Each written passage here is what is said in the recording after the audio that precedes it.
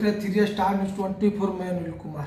हम एक बार फिर पहुंचे हैं। संघ के अध्यक्ष जी प्रदीप कुमार सर हैं और उनसे जानने की हम कोशिश करेंगे कि सर आप लोग का 26 तारीख का एक महाजुटान होने जा रहा है, उसी पे हम चर्चा करेंगे। सर आप लोग सबसे पहले सर 3 स्टार न्यूज में स्वागत जी, है। धन्यवाद आपका जी देखिए बाबी, जो 26 का कार्यक्रम है जी महाजुटान है बिहार के जीविका दीदियों और जीविका कैडरों का जी और एक बड़ा जुटान है। जी बिहार की आधी आबादी जुड़ी हुई है जीविका से, उन लोगों की मांगों को लेकर है।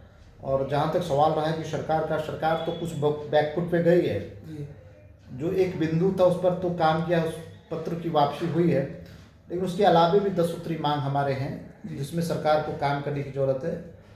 सरकार उस पर काम करेगी तभी हम लोग वापस आएंगे या फिर उस आंदोलन को हम लोग तत्काल स्थगित करेंगे। लेकिन हमारी लड़ाई कई बिंदुओं को लेकर है, कई मुद्दों को लेकर है, हमारी लड़ाई लगातार जारी रहेगी। और उसी के सिलसिले में पहली जो महाजुटान है जीविका कैडरों और जीविका दीदियों का गर्दनी बाग में, वो एक बड़ा सा महाजुटान है और एक बड़ा संदेश सरकार को देना चाहते हैं। भाई हमारी जो आबादी है, जब कहते हैं जिसकी जितनी आबादी उतनी हिस्सेदारी, तो हमारी भी आबादी ज़्यादा है, हमारी संख्या ज़्यादा है, तो उसके हिसाब से हिस्सेदारी मिलनी चाहिए। बिल्कुल बिल्कुल जी, यही तो है कि 26 को इसलिए बड़ा कार्यक्रम है। सर 26 तारीख आ रहे हैं। ये बिल्कुल बड़े पैमाने पे लोग आ रहे हैं इस ठंड में भी। जी लोग अगर किशनगंज से, कटिहार से, जी पूर्णिया से, सीमांचल के क्षेत्रों से आ रहे हैं बसें बुक करके, जी तो ये बड़ा संदेश है सरकार का कि जीविका की दीदियाँ का संघ के प्रति कितना विश्वास है और कितनी आश्वस्त है कि वो भाई हमारी मांगे बिहार प्रदेश जीविका कैडर संघ के माध्यम से पूरी होगी। तो मुझे लगता है कि जब सीमांचल के लोग इतने जागृत हैं तो पटना के आसपास के जिले के लोग तो भाई पैदल भी पहुंच जाएंगे। बिल्कुल बिल्कुल। और यही हमारा है कि अधिक से अधिक संख्या उसमें लोग पहुंचेंगे और अपनी आवाज़ बुलंद करेंगे। क्या ये 26 तारीख के बाद यदि सरकार ने माने तो क्या होगी? देखिए, एक तो हम लोग का है, हम लोग मैंने बताया कि हमारा आंदोलन चरणबद्ध है, ठीक है।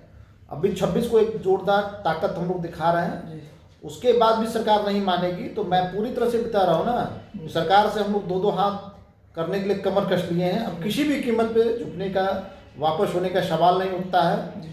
कई तरह के आंदोलन होंगे। मैं दावे के साथ कह रहा हूँ, कैमरा के सामने कह रहा हूँ कि अगर सरकार नहीं मानेगी, मैं सिर्फ बिहार तक नहीं, मैं दिल्ली के जंतर मंतर पे जा रहा हूँ धरना देने के लिए। अगर सरकार नहीं मानेगी तो मैं बिहार की अस्मिता को ऊपर उठाना चाहता हूँ। सरकार इस पर विचार करे। मैं तो हम लोग जंतर मंतर पे कड़काती ठंड में जंतर मंतर पर भी पूरे बिहार के जीविका दीदियों के साथ जंतर मंतर पर धरना देने के तैयार। तो सर क्या 26 तारीख को सरकार ना मांगे तो पूरे बिहार की जीविका दीदी को दिल्ली के लेके पहुंच जाएंगे? बिल्कुल हम लोग करेंगे। ये तो सरकार के लिए हमारे लिए चैलेंज है ये भाई कि हम 2.5 महीने से हड़ताल पर हैं। आप कहते हैं कि महिला सशक्तिकरण के लिए हम काम कर रहे हैं। कौन सा महिला सशक्तिकरण? आपकी महिलाएं आपके लिए 2.5 महीने से हड़ताल पर है, आप उस पर पहल नहीं कर रहे हैं। और जिन महिलाओं से बतियाने के लिए आप 226 करोड़ रुपया खर्च करने जा रहे हैं बिहार जैसे गरीब राज्य का, वो महिलाएं खुद पटना रही, बतिया लीजिए क्या समस्या है, किन चीज़ों को आप मैसेज देना चाहते हैं।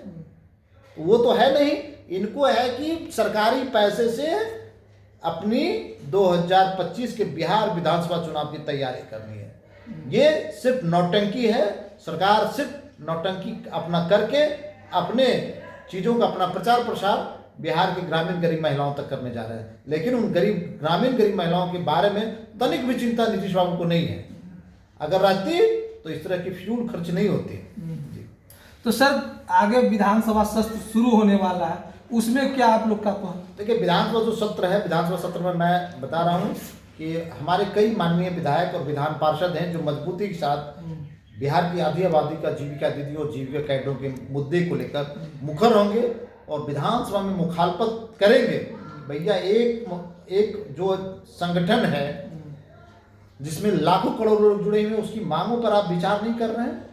ये तो संवेदनहीनता है सरकार की। और मुझे लगता है कि अगर विधानसभा में आवाजें गूंजेगी तो इस बार मजबूती के साथ बिहार प्रदेश जीविका कैडर संघ की मांग हो और जीविका दीदियों की मांगे गूंजेंगी। तो जीविका दीदी आप लोग सुन लिए कि जो हम लोग का मांग है जो 26 तारीख को होगा और विधानसभा सत्र चलने वाले हैं उसमें भी मांग रखेंगे। सर कुछ लोग का कहना है कि जीविका में बहुत गड़बड़ घोटाला है, उस पर क्या कहेंगे? बिल्कुल बिल्कुल ऐसी चीजें होती है, जब संस्था बड़ी होती है जी। तो घोटाले होते हैं, जीविका में भी है, निश्चित तौर पर है जी लेकिन है क्या कि इसकी निष्पक्षता से जांच होगी जी। तभी सामने आएगा कि मामला कितना है। मैं तो कहता हूँ कि मुझे जो आइडिया है कि 10,000 करोड़ का घोटाला है, गड़बड़ियां है, लेकिन सरकार को एक बार मुझे लगता है कि मामलों पर जांच करनी चाहिए, करवानी चाहिए और किसी केंद्रीय जांच एजेंसी से करनी चाहिए, ना कि जिस विभाग से घोटाले हैं। जीविका ग्रामीण विकास विभाग बिहार के तहत काम करती है, अगर बिहार के ही विभाग के किसी विभाग को अगर जांच करने दे दिया जाए, या विभाग के बिहार के ही कोई पदाधिकारी करेंगे तो आपसी मिली भगत से उस मामले का उद्भेदन नहीं हो पाएगा। तो मेरा मुख्यमंत्री से आपके चैनल के माध्यम से अनुरोध है कि भाई जीविका में जो घोटाले हुए हैं, जो फंडिंग हेराफेरी है, जो वित्तीय लेन देन में अनियमितता है, उसकी किसी केंद्रीय जांच एजेंसी से जांच करवाएं। तो मुझे लगता है कि मैं पहले भी बता चुका हूं कि बिहार का जो जीविका घोटाला होगा वो चारा घोटाला और सृजन घोटाला को पीछे छोड़ देगा। तो सुन लिए गड़बड़ घोटाले में किस तरह से निष्पक्षता निकलेगी। सर एक सवाल और रहेगा कि आगे चुनाव वाले आने वाले हैं, यदि सरकार इस बात से नकार देती है तो फिर चुनाव में क्या? बस एक लाइन में है क्या कि नीतीश कुमार अगर नहीं बात मानेंगे तो हम नीतीश कुमार का मुखालफत करेंगे। जब आप मेरे बारे में नहीं सोच सकते तो हम अपने बारे में, आपके बारे में क्यों सोचें? आप जब मेरे कल्याण के बारे में, मेरी आजीविका के बारे में, मेरे भविष्य के बारे में आप सवाल नहीं सोच सकते हैं तो भाई हम आपको सत्ता में से बेदखल करेंगे। ये तो खुला चैलेंज है कि अगर हमारी बातें नहीं मानते तो हम सत्ता से बेदखल करने के लिए पूरे बिहार का भ्रमण करेंगे और दीदी या जीविका दीदियों के बीच में अलग जगाने का काम करेंगे। जिसने आपके अधिकार कुचलने का काम किया उसे इस बार की बिहार विधानसभा में आप कुचल दें।